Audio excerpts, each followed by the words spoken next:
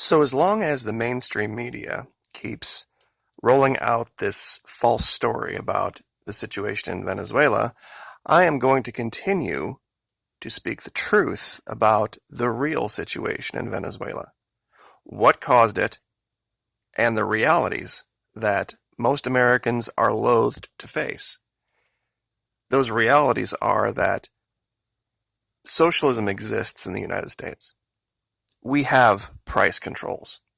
We have all sorts of government intervention into our economy. We've spoken about it at length.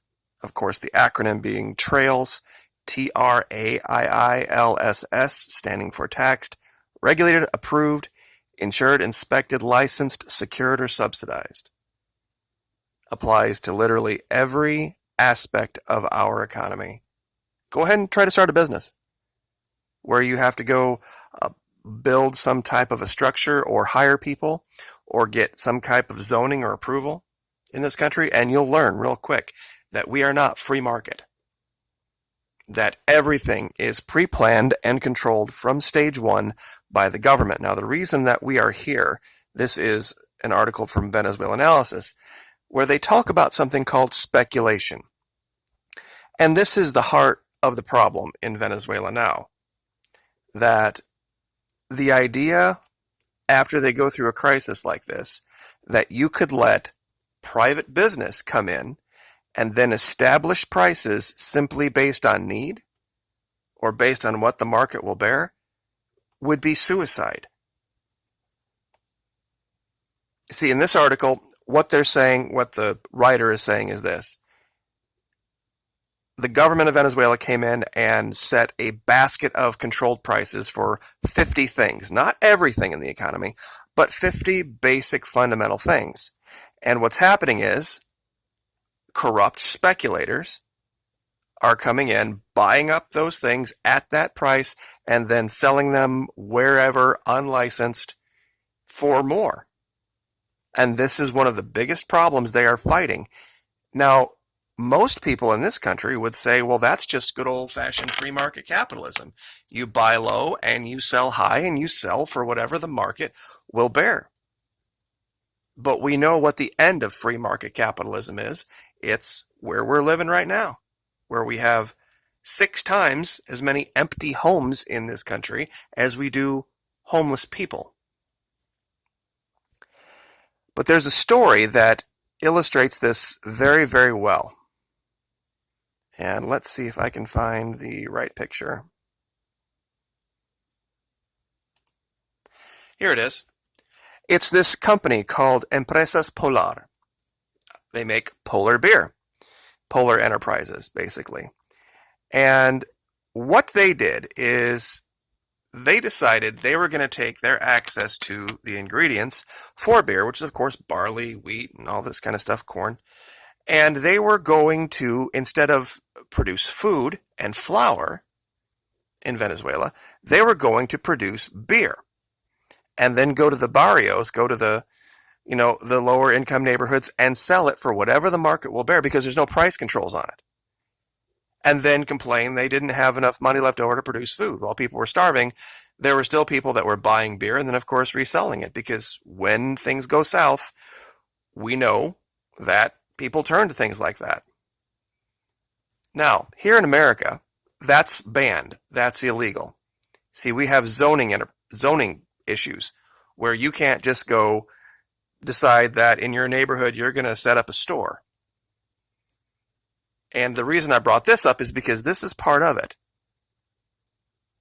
You see, Americans, most Americans, conservative Americans, the ones that support the current administration, would be out of their minds livid if 2 doors down somebody opened up some kind of an adult entertainment place like this. They would go to the police, they would go and say, hey, well, wait a minute, we have laws against this. We control business in this country.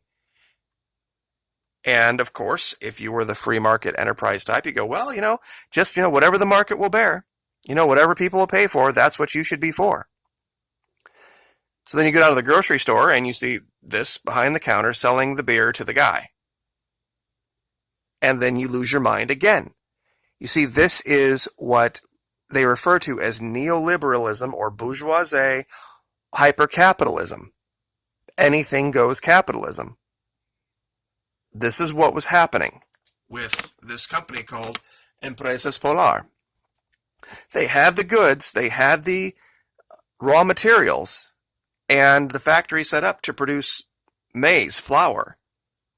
But instead of doing that, they did what was good for their bottom line versus what was good for their country.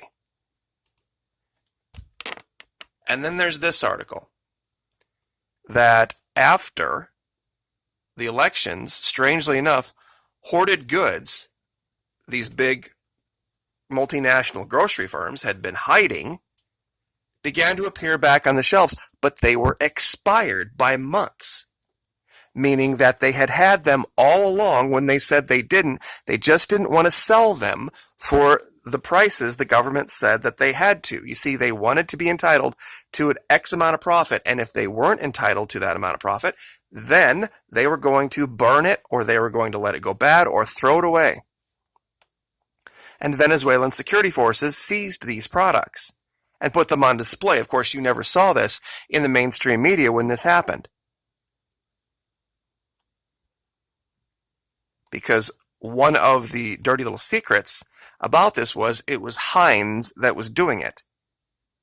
You know who Heinz is, don't you? Remember who owns Heinz? That's right. La esposa de John Kerry. Shareholder in a company that was doing this. See, I've never said this problem started with our current administration. It was a policy that was going on for a long time that was just continued by the current administration. See, there was money to buy food in Venezuela, and there was food to be bought in Venezuela this entire time. What was happening was the elitists who were controlling the supplies of food artificially created this crisis. The problem is they couldn't control the communes. They couldn't control the people who were out actually creating products, growing it. Now, they didn't have enough of that in Venezuela to feed everyone because they imported most of their food, and that's a different argument. But the reason that was created was because multinationals made it that way, not the people of Venezuela. See, if the idea that you have with hoarding, whether it's for prepping or whether it's for the future or whatever, is that somehow you're going to try to leverage that against your community around you, they're going to take you out, tar you, feather you, and hang you. Because I don't care how many weapons you have, if you try to pull this game when things go south, because you've said, well, I planned better than this other person, so I'm going to charge speculative, crazy high prices. Yeah, that's not going to fly. And it doesn't fly in a civilized society. See, there's a thing called rentier capitalism that talks about this, where people just try to create wealth out of thin air. It's also referred to in some circles as usury and artificial scarcity. This is not a new thing. This goes back to St. Thomas Aquinas, who talked about this. And very strangely, Article 114 of the Bolivarian, read Venezuelan Constitution, makes it a crime. Economic crime, speculation, hoarding, usury, cartelization, and other related crimes will be punished severely in accordance with the law, which should always be the case. Now, this goes directly against the concepts of free market capitalism. And lest you think this is a right-wing, left-wing thing, this is the Washington Post making this allegation about having to destroy Venezuela to save it, to hand it back over to the speculators, hand it back over to the people that are only interested in profit. See, a lot of people who've taken issue with my channel talking about this as, oh, it wasn't the sanction, it was socialism. Does that even make sense? If you think about the ideas of sanctions not being the cause, and you look at who had control of the food supply, it was for-profit businesses. The government didn't step in and say, okay, you for-profit businesses, stop selling food. It was there. Billions of dollars in assets of the Venezuelan government and people were seized. Businesses all across this country and Europe stopped even selling food to Venezuela. They had to go to other means. Add that into the issues with the collapse of their currency because of Colombia and the ripping off of their currency. And the price of oil cratering artificially by the United States, their primary driver of income. You're talking about a country the size of Florida, 30 million people. That they've survived this long is a testament to the spirit of these people. The idea, even in the government, our government says the idea of sanctions was to cause their economy, quote unquote, to scream. And that's what happened, but they've made their way through it now, and the truth is starting to come out.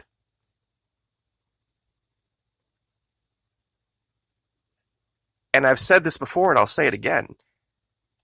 When you see both the left and the right in this country agreeing on a story, you should be very, very, very suspicious about who's really pulling the strings. You cannot have business alone making decisions and have it work out any other way than this. When profit is the number one motive, you are going to see the sleaziest, dirtiest, nastiest of everything. Because that's what it all boils down to. Who can make the most money for what? It will point to the worst aspects of humanity. And we've seen this. It's a terrible thing. It really is that this company, Empresas Polar, was able to do this. It's not something you've heard about in the media, but the government had to shut them down. The government had to come in and say, that's it. And then of course they come back and say, see, the government's withholding goods and we can't do this, that, and the other, when they were just taking advantage of the situation to make as much money as they possibly could off of the poorest people who were the most desperate. We have laws against stuff like this. You can't do this in this country. You can't just set up any old business anywhere you want to, selling anything, because we have, at least for now, a standard of morality. I'll link some of these articles so that you can read them for yourself, but understand this. The U.S. does not have the moral high ground in this at all. And in the coming year, you're going to start to see different actions get taken. And I want my audience to know for sure what the basis of all this was and who they are attempting to serve. And it's the usurers.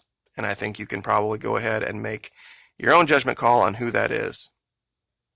Like, share, subscribe.